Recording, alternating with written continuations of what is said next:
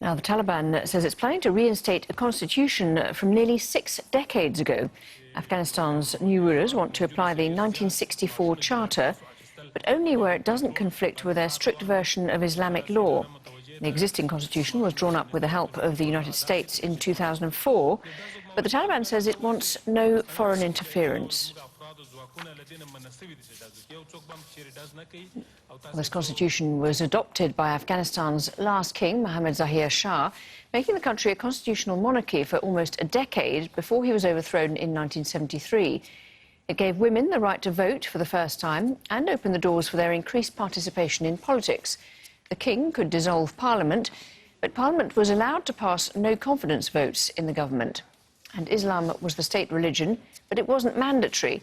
The clergy's role was limited in several areas of society, including judicial proceedings. Hashim Al-Bara has more from Kabul.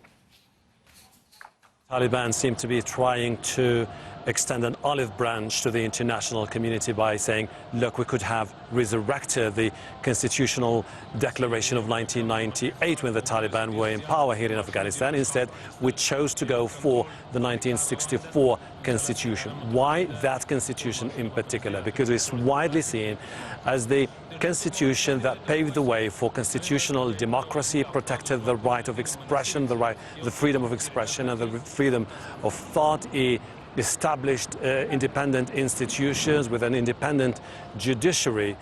However, there's a caveat to that constitution. 1964 states that the king has the right to dissolve the parliament and appoint the prime minister.